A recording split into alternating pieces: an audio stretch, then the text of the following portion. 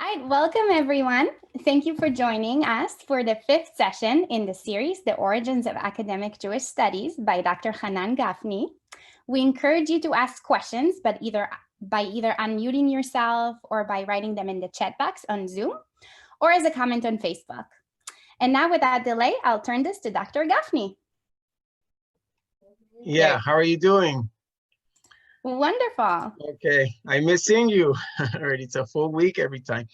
Okay, what I suggest we're gonna do, I would try to start with a brief introduction by reviewing what we've done in the previous sessions, and then we'll continue and do some new stuff.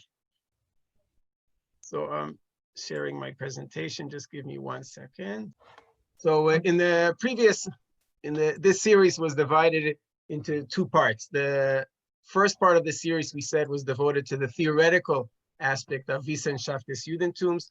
We were talking about the historical setting in which modern Jewish studies emerged. We were speaking about the ideological component. We were talking about the institutions where it operated, its publications, and mainly we started talking about its features. What makes or what distinguishes between a traditional way of viewing Jewish texts and critical way of looking at them. And we spoke about four important features, and this is what we're trying to do also in the second part of the series. We're trying to actually look through into some of the research that was done in ways that reflects these new conceptions that are already a major part of modern critical scholarship. So we spoke about four important elements. The first element that we've discussed involves the time aspect. For the first time, people are looking at the Jewish tradition, thinking about it as something that evolves, that changed, a dynamic tradition, and not as a tradition that is a stable or static tradition. So that's the first theme or the first ingredient of modern critical scholarship. And in order to explore that theme, we're talking about the conception of oral law. We saw that oral law is not something that is meant, at least from a modern perspective, not something that is meant to maintain the tradition or protect the tradition, but rather to allow changes or flexibility in the Jewish tradition. So that's the first element we've discussed. That was the first part. Then we spoke in the previous session about the variety. We were trying to show that modern scholars were open-minded to the idea that there's more than one voice or one version in the Jewish culture or in the Jewish religion. There are many, many voices out there. It's true, we'll start with traditional people wanted to think that there's only, the people of the Great Assembly, then we have the Tanaim, Amoraim, and we're moving on to the Geonim and later medieval figures. This is it. Modern scholars will say, no, there's actually a lot more going on there. We don't just have the Bible, we also have the Apocrypha, Pseudepigrapha. Enid, I saw that you're interested in reading these texts now. I'm so proud. It makes me really, really happy if I even contributed one tiny bit in your interest in looking into these texts. You're the first person I've ever heard about them from. So yeah. So whenever you'll become a world expert in the Apocrypha and Pseudepigrapha, but always mention me as the one who inspired you to look into these texts. Definitely, 100%. Okay. Okay, so that was Apocrypha and Pseudepigrapha. We spoke about the Jewish Hellenistic literature. For the first time, people are aware of the fact that there's also people who are not rabbis, but rather Greek Hellenized Jews, people like Josephus or Philo, who write in Greek, are in touch with the Hellenistic culture and at the same time also exploring the Judaism. But even within rabbinic literature, we saw that there are different schools of thought. It's not one thing. Our halacha is mainly founded upon the teachings of Rabbi Akiva, but there's also Rabbi Ishmael who presents a different approach. There's the Mishnah that we're familiar with, but there's also the Tosefta, which is not necessarily a supplementary text, but rather an opposition or an alternative legal codex. There's the Talmud Bavli, the Babylonian Talmud, but there's also the Palestinian Talmud. So there's more than one version. And what we are familiar with is not all there is. So that was what we were trying to emphasize in in the last two sessions.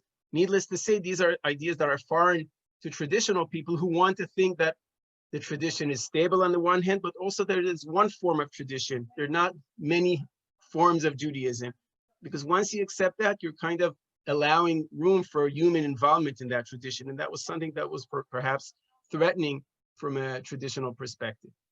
So that's what we were speaking about the previous session. Today, we will explore the third element in the critical scholarship, and that is the idea of context, meaning that our religion is also including, also was born or emerges within a larger context. It could be the Hellenistic or Persian. It could even be earlier Near Eastern context. This is, again, a very dramatic revolution here. You see context, the Near Eastern, Hellenistic, and Persian contexts of Jewish law. This is, too, a very radical idea, because traditional people wanted to think that their tradition is kind of isolated, that it's not influenced or in contact with foreign cultures, with the environment. Critical scholars, on the other hand, are trying to see precisely the opposite, to demonstrate that the Jewish tradition is indeed influenced, that is in dialogue with its surrounding, and that part of understanding Judaism is realizing its encounters with foreign cultures. So this is what we're going to do today. The outline of today's class will work as follows. I hope you already recognize by now what this hat means and with this.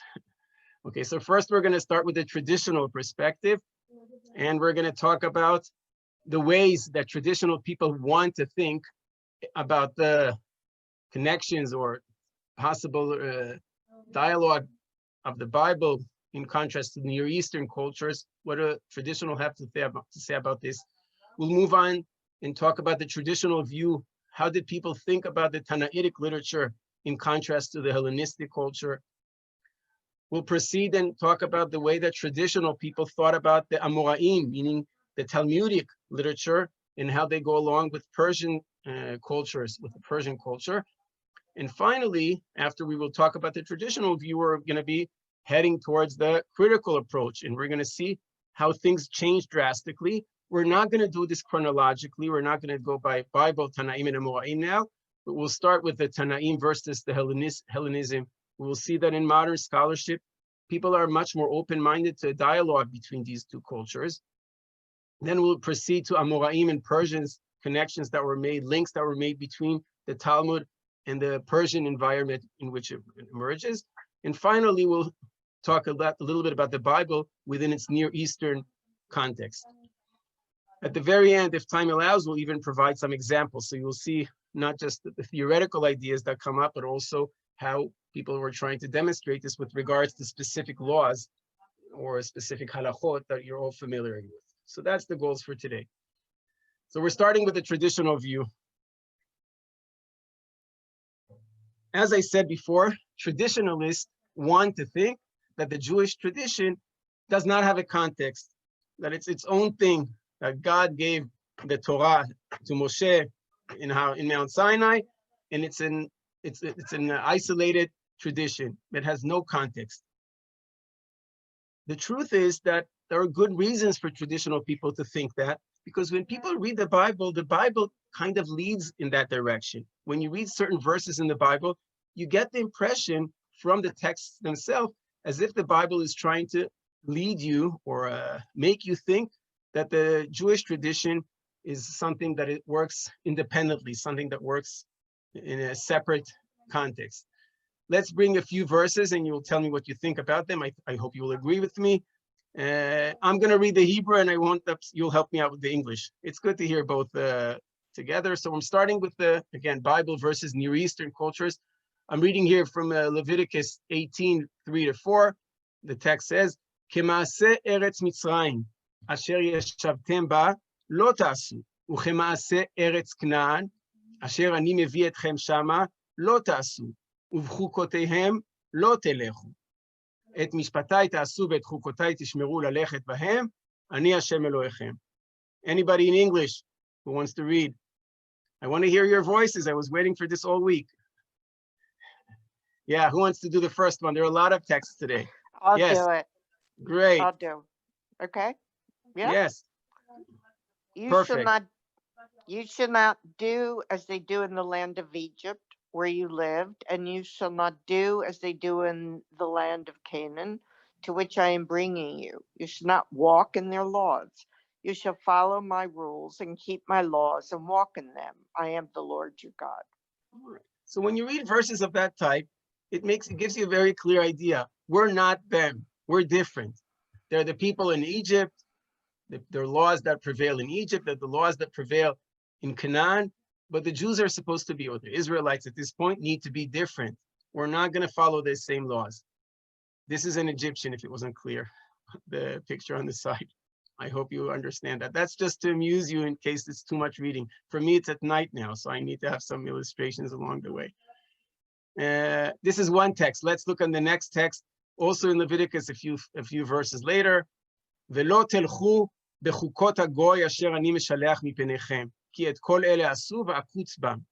So here too, you hear the concept of chukot hagoy, or the non-Jewish laws. Let's see how it translates. And you shall not walk in the customs of the nation that I'm driving out before you, for they did all these things, and therefore I detested them. So we're not like those other cultures of the region. One more verse.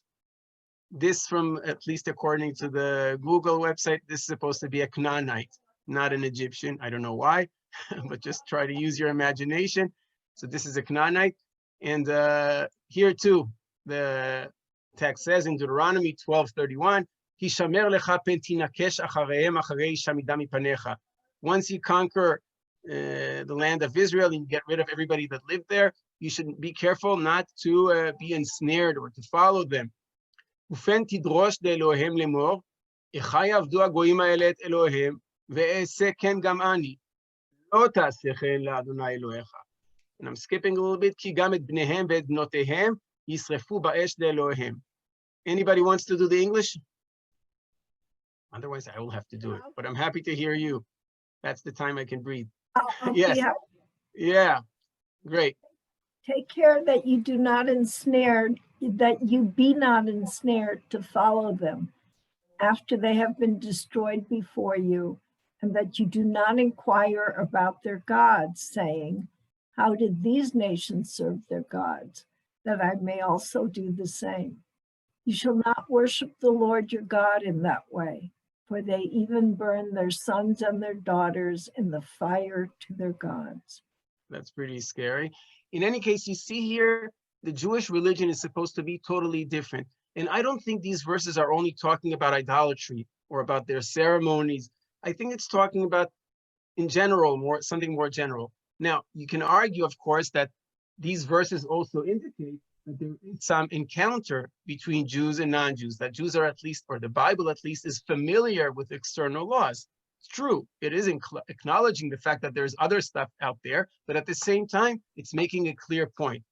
The Jewish laws are supposed to be different. Yes, Mrs. Roseanne. Yeah, hi. It's a small point, but I'm just curious about the translation of that first sentence. Take care that you be not ensnared to follow them after they have been destroyed before you. I mean, if they're destroyed, how would you follow them? And I was just wondering if that is the really correct translation of the Hebrew. Yeah, it's a good question, but also in the Hebrew it sounds a little bit awkward because it also talks about the fact you should not lihinakesh is to fall, to be, to fall in a trap or something. But it also says acharehi shameda mipanecha, after God will get rid of them, after they will be cleared out. So I think what it probably means, you should not follow their practices or the practices that existed in your land before you came in, or you should not practice certain laws that were prevailing in your environment, in the environment of the land of Israel, something of that sort. But I don't think that the translation here is the problem. I think that the text itself is a little bit unclear in this particular case. But that's a good, interesting point. So what I was trying to show here, the traditional view has very clear or strong foundations or basis to think that the Jewish law is not part of the Near Eastern culture, that it's a different law. That's what the Bible leads people to think when you read it. Indeed, one more thing about Bible versus Near Eastern cultures, even in rabbinic literature, every now and then when they try to prohibit doing certain practices, they will refer to them as something that is not right because it's darchei ha'emori. I just gave you one example, a very awkward text from the Mishnah in Tractate Shabbat. It's talking about things you're allowed to carry out during Shabbat, even though some things you're not allowed to carry. But so here it talks about, don't ask me about this. I have no idea where these weird things come from. But it talks about the fact that you can take a certain egg, yotzim bebeitzat hachargol uveshen shel shu'al, you can carry a tooth of a fox, uvemasmer min hatzaluv, a nail of some sort, mishum refuah. So there are certain things you can carry if it's for the need of healing somebody. That's what Rabbi Meir says. The Chachamim Omrim, the rabbi says, af bechol asur. This is not allowed neither on Shabbat nor even on weekdays. Why? Mishum darchei ha'emori. These are the ways of the Emori. These are practices that were common among the Amorites. The Amorites are one of the nations that lived in Canaan before the Jews entered that land. So this is already becoming like a term, even later on in rabbinic literature. The practices of the Near Eastern cultures are prohibited for us. They're different. They're not part of us. That was stage one. Now we're moving on to a later phase or later stage in Jewish history or the history of the Jewish tradition. So we started with the biblical context, historical context, and now we're moving to the rabbinic literature's context. And we're starting with the Second Temple in Tanaitic literature. And here I refer to the Tanaim versus Hellenism. Let's just say a word about the word Hellenism. What is Hellenism? I'm sure you're familiar with this term. What does it mean, Hellenism? What is Hellenism? Greek. Okay, it's more than just Greek. Anybody else wants to add? It's true, but we need to add a little more. Yeah. The Hellenistic culture, I would say, after the conquest of Alexander the Great, the Greek Empire expands greatly. It reaches Egypt, of course, the land of Israel, Babylon. It reaches goes very far.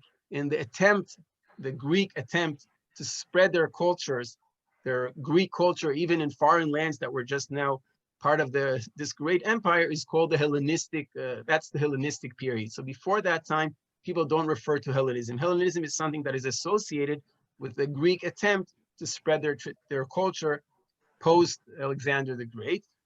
This is supposed to be a Greek philosopher, the illustration. Again, just so you pay attention. Looks like Socrates. These are the advantages of the Zoom. I would never bring these pictures in a real class, but on Zoom you can play a little bit. So this is a Greek philosopher. And I just want to say one more thing. The Roman period, which follows the Hellenistic period, in the Jewish context, when did the Roman Empire take over the land of Israel? You remember what year? When was that? It was not when the temple was destroyed, way before. We're already talking about the year minus 63 BCE. That's the time when the land of Israel was taken over by the Roman Empire. But even the Roman Empire is essentially following the Hellenistic culture. The spoken language still remains Greek in the high society circles, and also the laws and many of the practices remain. So the Hellenistic culture is out there to stay, even post, after the Greek Empire is gone, even during the Roman period. Here too, when one more thing I'll say, the Hellenistic culture is not just about philosophy, it's everything. One realm is also the Roman laws, the Roman legal system. And the question that we want to address now is, what does our tradition tells us about the connections between the Roman legal system and the Jewish legal system? And here too, it comes in no surprise that Jews will want to say we are very different. I see there's a question here. Let me see. Okay. So here too, we will see that the rabbis are making very, very clear, we're different. We're not part of the Hellenistic culture. I could have brought many, many examples that indicate that. I chose a few. just a few examples in rabbinic literature where the rabbis are trying to distance themselves from the Hellenistic culture. And again, endless sources. One example. This is the beginning of Parashat Mishpatim, the portion of Mishpatim in Exodus 21, first verse. Now, these are the rules that you shall set before them. The rabbis were concerned with the word them. What does the word them mean? And look what the rabbis are saying. I'll read it first in Hebrew, and then somebody can volunteer reading for us in English. Haya Rabbi Tarfon Omer, כל מקום שאתה מוצא אגוריות של עובדי כוכבים, אף על פי שדיניהם כדיני ישראל, אי אתה רשאי להיזקק להם, שנאמר, ואלה המשפטים אשר תשים לפניהם ולא לפני עובדי כוכבים. English, who wants to do the English? I'll do it. Rabbi Tarfon used to say, Rabbi Tarfon used to say, in any place where you find heathen law courts, even though their law is the same as the Israelite law, you must not resort to them, since it says, these are the judgments which thou shalt set before them, that is to say, before them, and not before heathens. Look how extreme this comes. It's not just that you cannot practice Roman law, you can't even go to Roman judges or approach the Roman legislative system, even if in a particular case they rule by the same Jewish law. You should have no contact with these people. Look how far or how radical the rabbis want to present this distinction. When the rabbis say here, you should not go to courts of heathens or of Ovdei Kochavim, they're probably not thinking about idol workers from the ancient period. They're probably thinking, who are the Ovdei Kochavim that the rabbis are thinking of? What do they have in mind then? I don't think they're thinking about the Canaanites or the Egyptians. Romans. Right, they're talking about the Roman courts, the Roman legal system. They're talking about not approaching Roman law, Roman or Greek courts. And indeed, this is indicated by the word agoreot shel ovdei kochavim. Agoreot is a Greek word, which is referring to the Greek or the Roman, later Roman legal system. So it's telling Jews, don't get there. And it's not just, as if it wasn't clear, it's not just about the people that you're not supposed to approach. We also don't want to do anything similar to the way that they, to their rulings or to their way of determining the law. And here too, I want to give you one example. When did that change? Because I understand that maybe later on, you say something like the law of the country is Excellent. That's a good point. Keep this for a few slides ahead. I'll come back to your statement and we'll talk about it. But okay, I don't think that, but I'll try to explain why what you're saying, which sounds like a very good point, is actually not necessarily related to what we're saying now. But it's a very good insight that you're mentioning, and I'm happy you mentioned it yourself before I had to bring it up. Okay. So one more thing I want to show you here, just one example. And again, for each one of these, steps, meaning biblical versus Near Eastern, or later on, rabbinic versus Tanaim versus Hellenistic culture, you can provide so many examples. I chose just one, maybe not the most aesthetic example. This is about the way you execute people who are sentenced to death. You know that there are 4 ways that a person could be sentenced to death in rabbinic literature: skila, sreifa, hereg, v'chenek. You can stone him, burn him, cut his head with a sword, or choke him in some form or another. Let's not think about all of this now. Let's just keep a happy atmosphere. But we do need to talk about one form of killing that the rabbis refer to. It goes as follows: mitzvat הנהרגים היו מתיזים את ראשו בסייף כדרך שהמלכות עושה. רבי יהודה אומר ניבול הוא זה. So I want to read it in English. I hope I'm pronouncing the words right. Tell me if I'm saying something awfully wrong. Okay, if my pronunciation is wrong. Execution by the sword was performed thus. The condemned man was decapitated, I guess you chop off his head, I guess, right? Yeah. By the sword, as done by the civil authorities. Rabbi Judah said this is a hideous disfigurement. So Rabbi Judah is objecting to this type of killing. So look, the first anonymous stage at the beginning says we are supposed to put somebody to death the way that the civil courts here means, or the civil authorities means the Roman Empire. So we are supposed to practice or execute people in a similar manner. But the other rabbi says it's not right. This is too harsh. But look what the Talmud goes on and elaborates. And look at the following brief dialogue. We're not going to get into the entire thing, but let's look at this brief dialogue. Tanya, it appears in another Tanaitic text, not in the Mishnah, but rather in a Baraita, which is an external text that was not included in the Mishnah. Amar lהם רבי יהודה לחכמים, אף אני יודע שמיתה מנוולת היא, אבל מה אעשה? שהרי אמרה תורה, ובחוקותיהם לא תלכו. דרבנן, כיוון דכתיב סייף באורייתא, לא מיניו גמרינן. Who wants to read the English? It had been taught. Yes, thank you. It had been taught. Rabbi Yehuda said to the sages, I too know that this is a death of repulsive disfigurement. But what can I do, seeing that the Torah hath said, neither shall you walk in their ordinances? But the rabbis maintained, since scripture decreed the sword, we do not imitate them. It's a very fascinating dialogue. Rabbi Judah says, yes, I'll say first and you'll ask. I'm confused. Okay, so I'll tell you what I understand, and then you can ask me what makes you confused. At least in this Tanaitic version, a parallel text to the Mishnah, things are presented slightly different.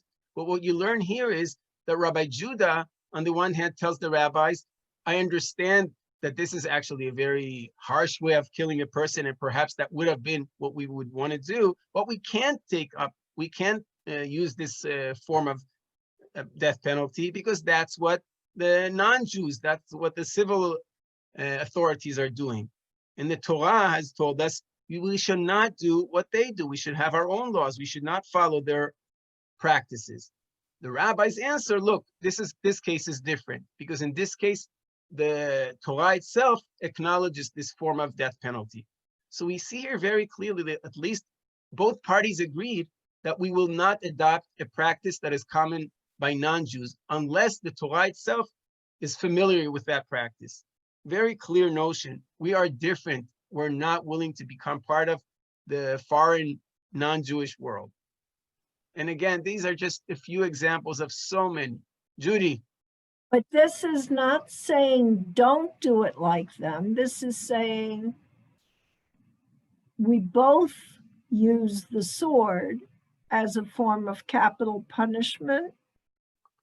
And so we are not imitating them by doing so. We're following our own laws.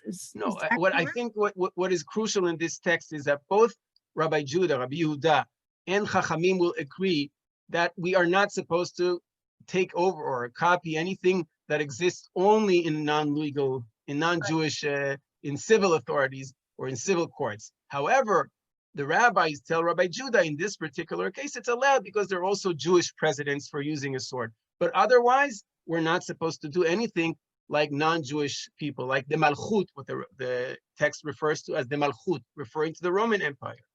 So we're supposed to be different. Okay. Can I ask something? Yes, happily. Yeah. I hope I can answer.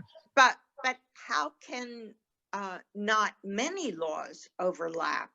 I mean, here they're making the argument, I think, that the biblical law clearly precedes Roman law. So we did it first, so Roman law becomes slightly irrelevant at that point. But this is probably not the only example of overlapping laws, right? Right, you're right. I absolutely agree with you. And I would imagine that Jews will say, or in Jewish sources, we will find that practices that were known previously in the Torah or in earlier texts are okay. But to adopt practices that we only encounter in non-Jewish cultures, that's something that we would not encourage. I guess that's the answer. I don't have anything better to ask. You're obviously right. Okay, we're moving on to the last part of the traditional approach, and now we're going to talk briefly about the Persians. I'll just say a few words about the Persian culture. The Persians were obviously were also conquered by the Greeks for a short period, but nevertheless, they got rid of the Greek Empire fairly early stage. And during the Babylonian, during the Talmudic period, it's all Persian regime. It's not already anything Greek. There are different dynasties in the, among the Persians. First, it's what people refer to as Shushelet HaPartit, the Persian dynasty, and later a different dynasty, but it's all Persian of different types. And here too, I guess now by this point, it's not surprising. The rabbis don't want to view themselves as anything close to what the Persians are doing. They're different. I should have started with the Talmudic sources, but I wanted to bring one more verse that is actually interesting, that shows that it actually has a very early history. I'm sure you remember this verse. I don't need to remind you. Haman says, Yeshno am echad mefuzar umeforad ben ami bechol medinot malchutecha. I'm chanting a little bit. V'datehem shonot mikol am. Right? Their practices are different. Let's read it in English. There is a certain people scattered abroad, dispersed among the people in all the provinces of your kingdom. Their laws are different from those of every other people. This is what Haman is saying. But obviously, this is what the author of the Megillah wants us to think. The Jews don't share the same culture, the same laws. It's used by Haman as an accusation. Right, but I would argue, I imagine that the Jews would accept the fact that our laws are different. We're just not a threat in any way, right? But I don't think the Megillah is trying to tell us that this is wrong, that the information you got is totally wrong. We are part of the Persians. Later on in the Talmudic law, again, the rabbis will say frequently, not frequently, but you find it in many, many places, we're not following Persian law. I have here two examples. The first one is in Tractate Bava Batra, the third part of Tractate Nezikin. The Nezikin was a big tractate that included 30 chapters, and it was divided into 3 small tractates, Bava Kama, the first gate, Bava Metzia, and Bava Batra, the middle gate, and the last gate, or the last part. So this is from the last part, Bava Batra, Tractate Bava Batra, 173. It says as follows. This is a text from the Mishnah, which is followed by an Amoraic comment. The Mishnah says, "Hamalvet chavero al yedei arev lo yipara min ha'arev." Do you know what an arev is? Anybody? Arev is, I think you say in English, guarantee. If I take a loan, how do you say? David, I see you're correcting me, so tell me what I'm supposed to say. Guarantor. Guarantor, or thank you. It was worth waiting, so I don't make this mistake again. So the Talmud says if I take money from somebody, I'm not supposed to, the Mishnah says, I'm not supposed to take my money back from the guarantor, but rather from the person himself who took the money. That's what the Mishnah says. And then one of the Amoraim, famous Amoraim, Rav Nachman, argues and he says, Matkif la Rav Nachman, Hai dina de parsai. What do you mean? This is what the Persians are doing. This is not the right law. We have different laws. The connotation is very clear. You see, he's asking in English, is not this the laws of the Persians? What do you mean? This is not our legal system. This is a foreign system. We have different laws. Or one more example, look at the next text. In Tractate Bava Metzia, a story. Rabbi Ami Ashkaf Odaya Dinre. Rabbi Ami found a purse of dinare. Dinare are coins. He was very lucky. But somebody saw him, and he saw Rabbi Ami was a little bit nervous about this. He didn't know what he's supposed to do with the purse. So the other guy tells Rabbi Ami, don't worry, zil shkol nafshecha. So the other person tells him, go, take it for thyself. Why? We are not Persians who rule that lost property belongs to the king. We think that if you find something, it's your happy day, it's yours. Here too, we're not the Persians. We're Jews. We have our own laws. Datehem, I'm using Haman's words. Datehem shonot mikol am. We don't follow the same laws. We have our own tradition. Mrs. Grossman, now I'm reaching your point. Okay? I told you, I promised you. There is indeed a famous sentence that people love to quote that says as follows. This is in Tractate Bava Batra 51a, 55a. Amar Rabba, Hanitlat mile ishtai li ukvan bar Nehemia, reish galuta mishmei de Shmuel. So Rabba said these three rules were told me by Ukba ben Nehemiah, the Rosh Golah, the head of the Golah. The Rosh Golah is the head of the exilic ark. And what did he say to him? Dina de Malchuta Dina. That's what you remembered, right? Which reads in English. You want to read it for us? What's the translation for Dina de Malchuta Dina here? This is the Sansino translation. That the law of the government in civil cases is the law. It's the law. Okay, so when you read this seems to go against everything I told you so far, because what the rabbis are essentially saying, the civil law is binding, or you need to follow the civil law. It's also something that we're supposed to be following or adopting. So doesn't that contradict everything I said so far? But I think the answer is very simple. No, it does not. Why? Are the rabbis saying that the Jewish law and the Persian law, are they identical? In this sentence, I think totally not. What are they trying to say? That in secular matters, we have to be willing to go along with the law of the people we're living amongst. Right. It's just like saying, you live in America, you have to follow American law. It doesn't mean that Jewish law and American law is the same. Otherwise, we wouldn't be voting. Okay, let's not get there. So I don't say who you're voting for. I'm not voting. I can say anything. I didn't have a vote. My wife can vote. I can't vote. So in any event, it's not a statement that comes to say Jewish law and Persian law are identical. All it says here, when you live in a country, in a different country, sometimes you need to follow their laws. You're not supposed to exempt yourself from paying taxes just because you're Jewish. You can't cross the street. You can't violate the traffic laws because it's not your legal system. The law of the state or wherever you live is also something that you're obligated to follow. But it's clearly not trying to say that Jewish law is identical to Persian law. And when you're not violating the Persian or the governing law, obviously you're supposed to follow your own laws, or at least in realms that the non-Jewish law doesn't have anything to say. Judy. Does it imply that there is no case in which Dina de Malchuta would conflict and override Jewish law? I would say, look, what you're asking is a very important question that comes a lot in medieval response. So when people are trying to address such questions, what are we supposed to do when there is a contradiction? But I think the governing idea was that as long as it doesn't tell you to violate law in an extreme way, if you need to do something extra by paying somebody more, that's of course is something you're allowed to follow. So, but again, it's not trying to make an association or to claim that these laws are overlapping. It's trying to say there's alternative legal systems that are out there, and you're supposed to take them into account. You can't just play your own rules, follow your own rules, and just ignore everything else. Am I convincing, Mrs. Grossman? You agree?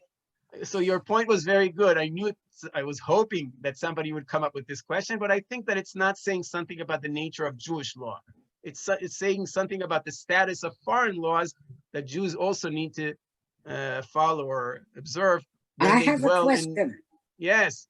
The question is going to be a good question, I know.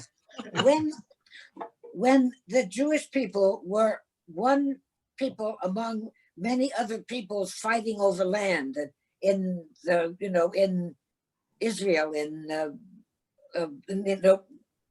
in Canaan, in whatever, the place where God promised us. The problem was that it was much easier for, if one conquered the other, then you were supposed to, then they would make you obey their laws. When the Jews became a small group being conquered by very large empires, where they became small parts, as in Persia, as in Europe, as in Rome. It was death to the people to obey their own laws in that sense. And so that you could have to say at least the civil laws you can follow, but the religious laws, if they wanted you to bow down to their idols or something like that, that is such a chilul Hashem that you can't do that.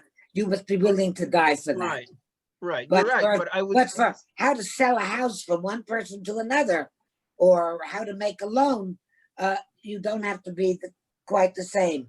Although there were issues, and there are still some people who have extra rules that they follow if they're selling a house from one Jew to another.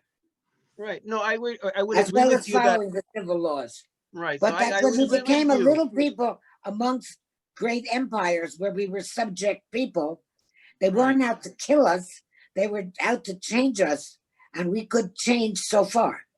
Right. Look, you're absolutely right. Religious laws were different than just money, civil issues, but even civil issues when it's involving Jews among themselves, so they could sometimes live by follow their their own own. laws. It's mainly when they're interacting with non-Jews. You're right. Yeah. You're absolutely right. But we'll soon see that you're even more right than you think in a second.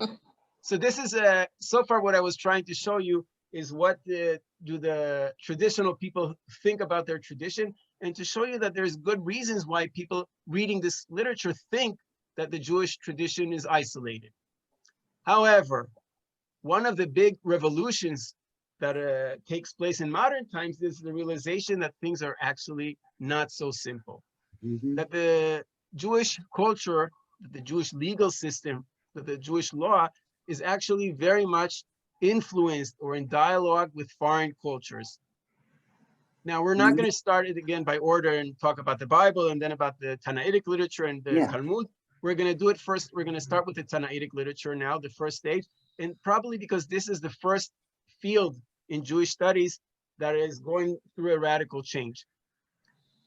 Starting from the 1820s, we hear Jews investigating or looking into this question, asking themselves, is the Jewish legal system, is rabbinic literature, and more specifically, the legal system that was founded by the Tanaim, is this really an independent legal system? Is it really so different or so isolated, or maybe not?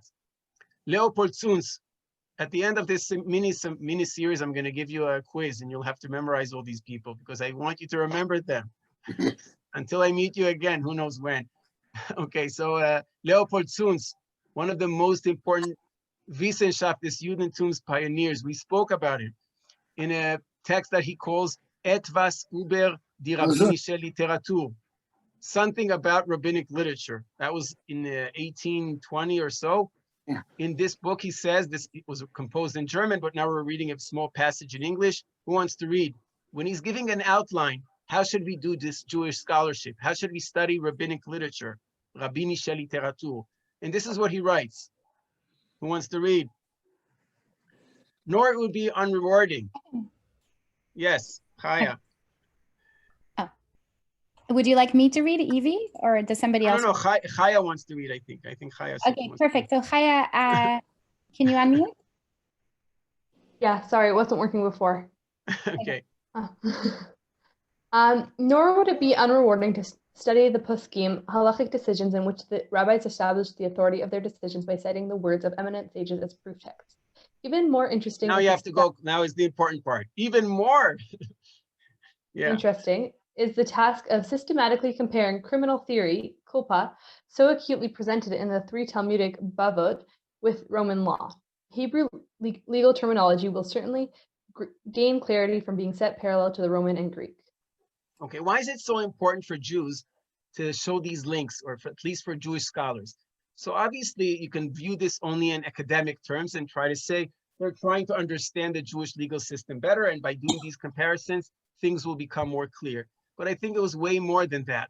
It was important for Jewish scholars, on the one hand, turning to the outer world, to show foreigners that the Jewish tradition was part of the early Western world, that we're not an isolated society, that we were part of the governing culture that became the prevailing culture also in later centuries. So it was important for Jews to show we're part of what goes on in the in the ancient period among the Hellenistic, in the Hellenistic culture. We're not totally separate people. Mhm.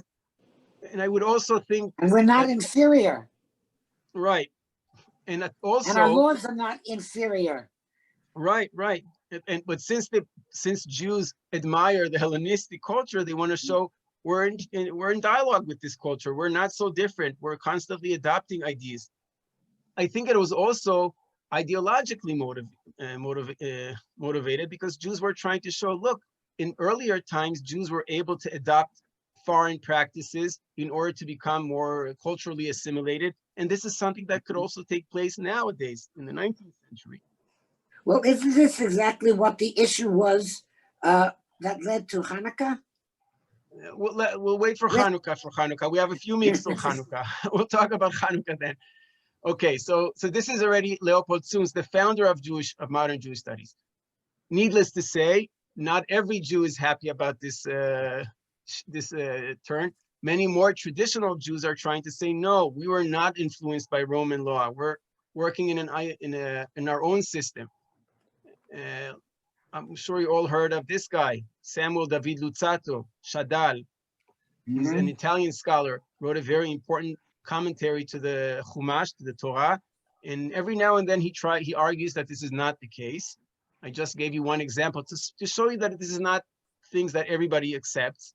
Luzzatto here is talking about the payments that one is supposed to give his friend if you injure or wound somebody. So in Jewish law, you have to give him 5 types of compensations. It's called damage, nezek. You have to pay the costs of healing him, all the things that are required to heal him. You have to compensate him for the days he lost at work. But in Jewish law, you also have to pay for the suffering, for the pain, and also for the embarrassments that was involved in the injury. And Luzzatto makes a very important point here. In Roman law, we don't have similar payments. We don't pay for somebody's pain or suffering, and we also don't compensate for the embarrassment. And at the very end, look what he says at the very end, the last 2 lines. ראה, כמה רחקו מדרך האמת, קצת מחכמי הדור, שכתבו כי חכמי המשנה למדו הדינים מתורת הרומאים. So this is kind of not a literal translation. Just see how far from the truth were some contemporary scholars who wrote that the sages of the Mishnah derived their own halakha or their own laws under the influence of Roman law.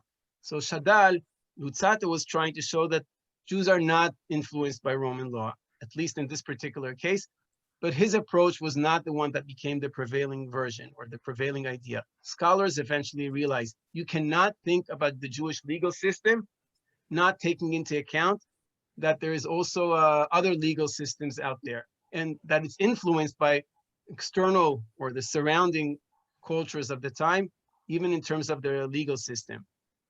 One more example, Abram Adolf Schmiedel. He was also a cantor. You see he's wearing a cantor's suit. He's not just a scholar. He lived in Vienna, and he also has an article. Let's see if you want to come translate this.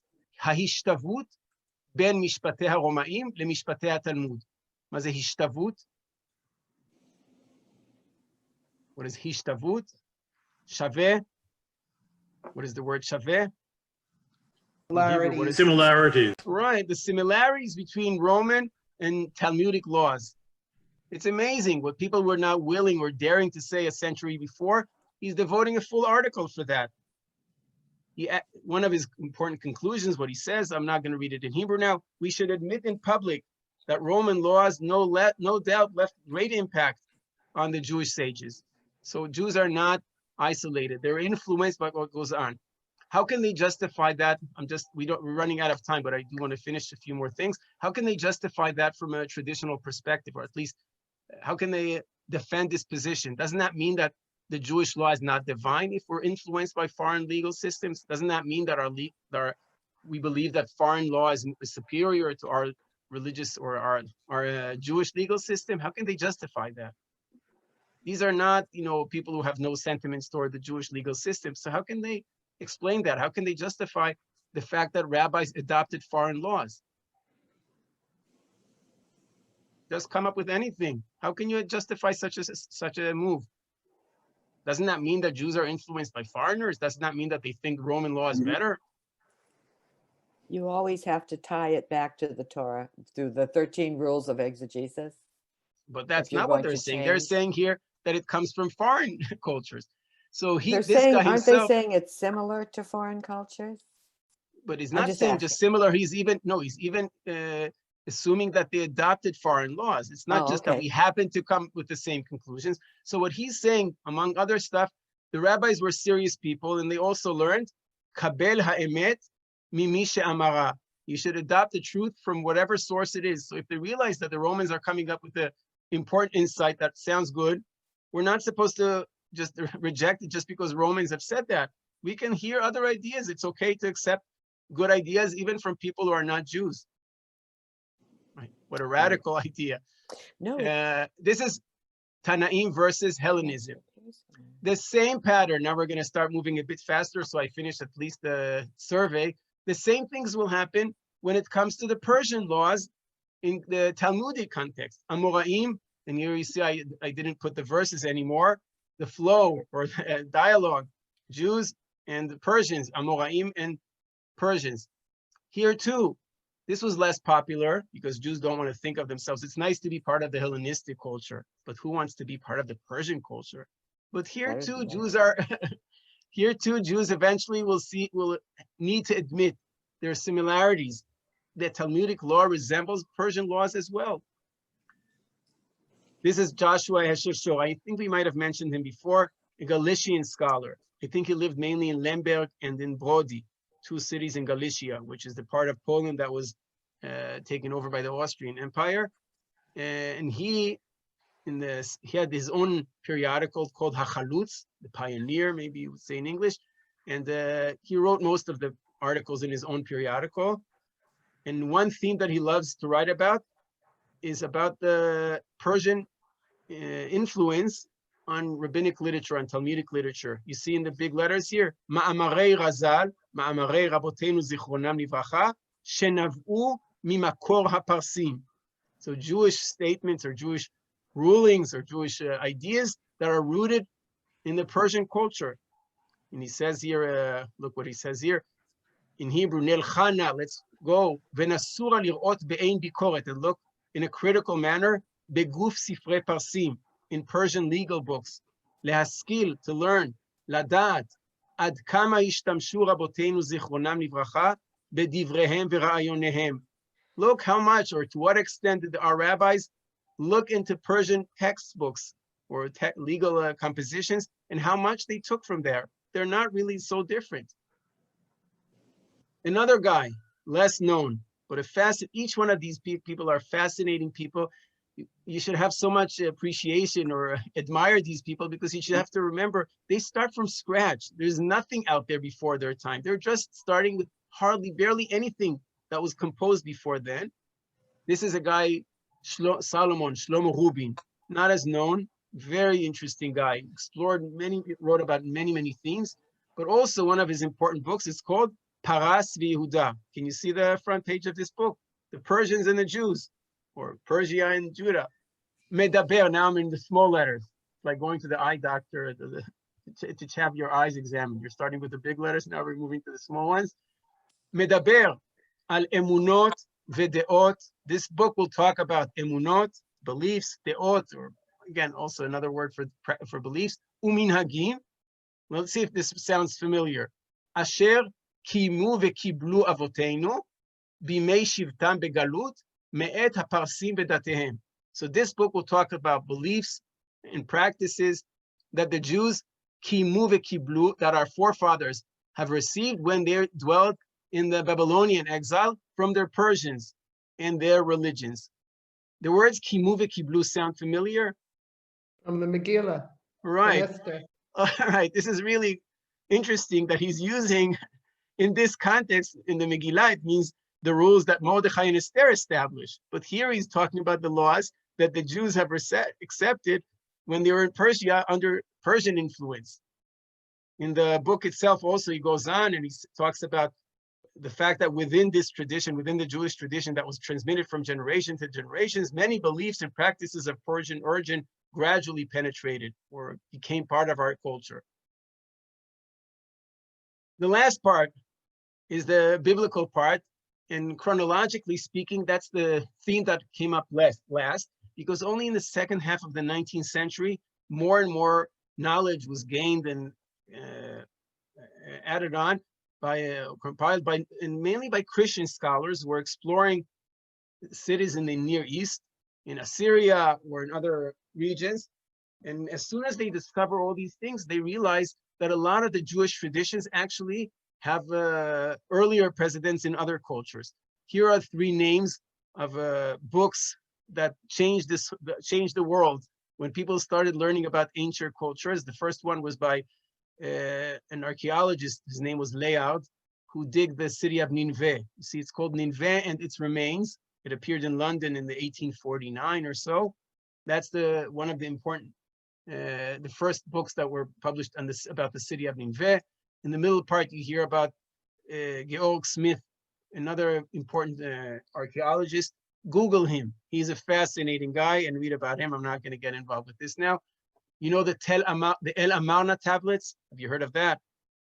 Those are tablets that were found in the Egyptian region. So people are starting to learn more about the Middle East. But the most dramatic thing takes place in 1901.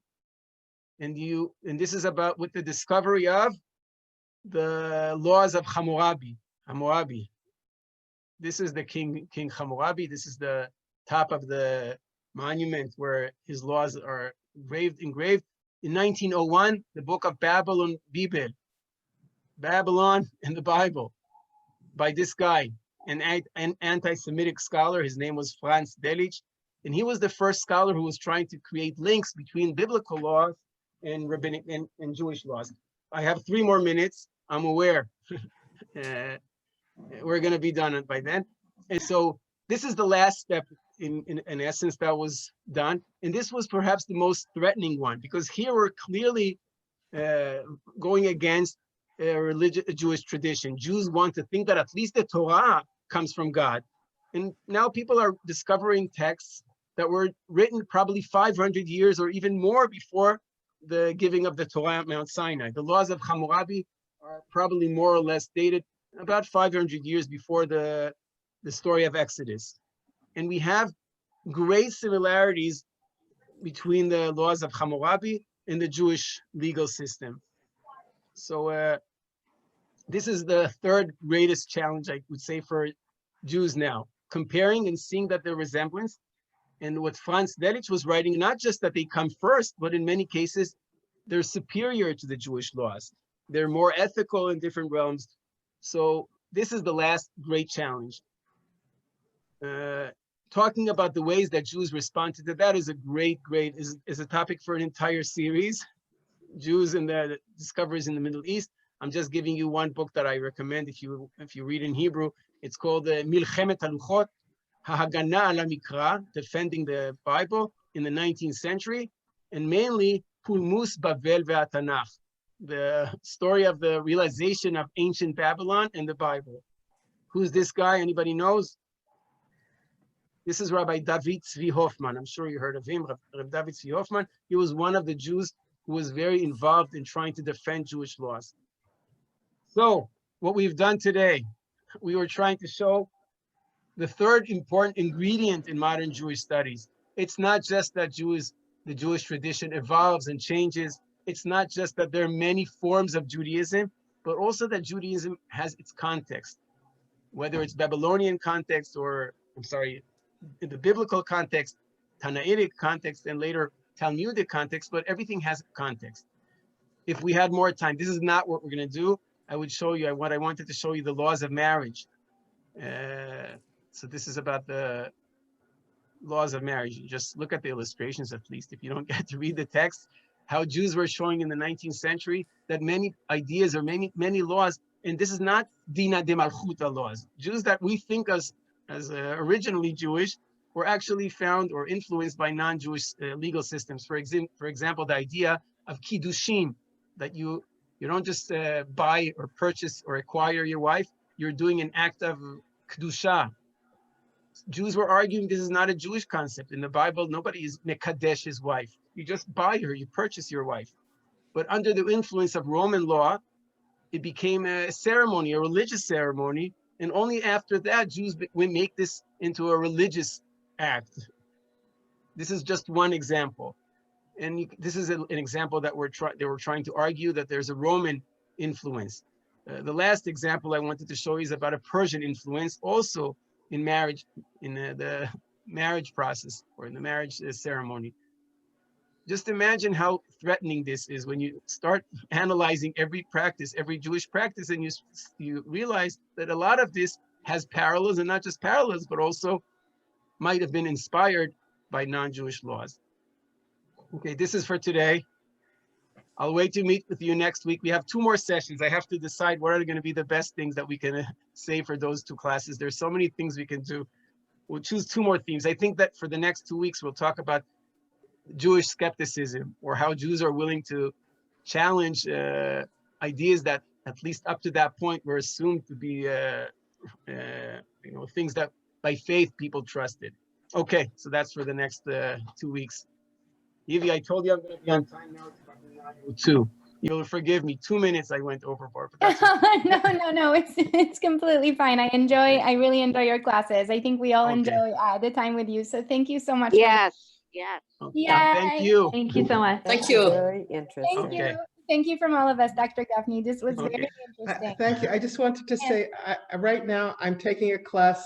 I'm in Israel here, and I'm taking a class with Tell me where. Maybe you're next door. I'm in Ma'ale Adumim. Hello. And I'm taking a class at Matan with Yoshi Farjun on the Near Eastern context of our origins.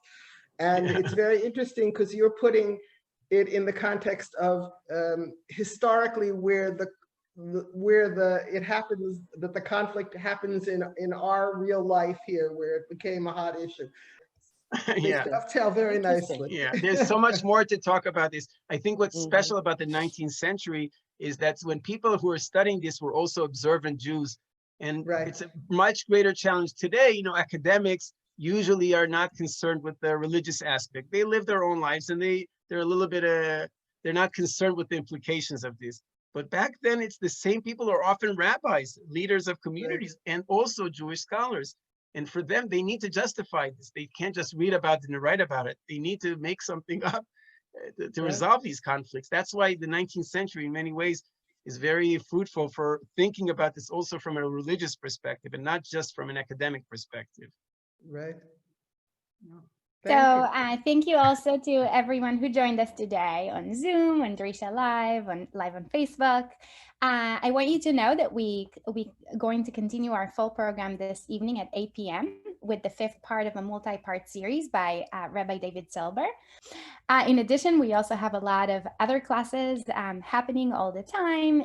You can find out more information as well as the registration links on our website at www.drisha.org/classes, or watch live at www.drisha.org/live. Thank you again, Dr. Gaffney. This was wonderful. And thank you for everyone who attended. And we hope to see you again at one of our next upcoming classes. Have a good day, everyone. Charlene. Lehitraot. Evie, can you wait for one more second? Of course. Yeah. Charlene, you wanted to ask me something. Oh, yes, I wanted to ask. I have 2 questions, but are from classes that we already had. The first is about the oral law, right? And they said that the rabbis didn't want to put it written form because otherwise people would have noticed that they would change in the oral law, right? But then when it got through, to the written form, it got changes, during the time, adapting it, expanding it.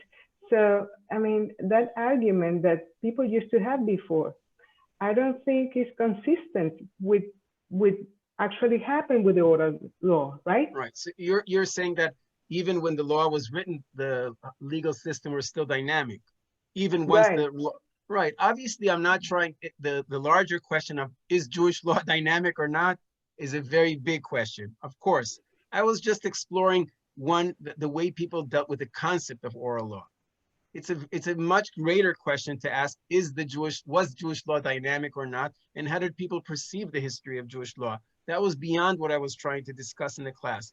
It's a much greater challenge to ask that question.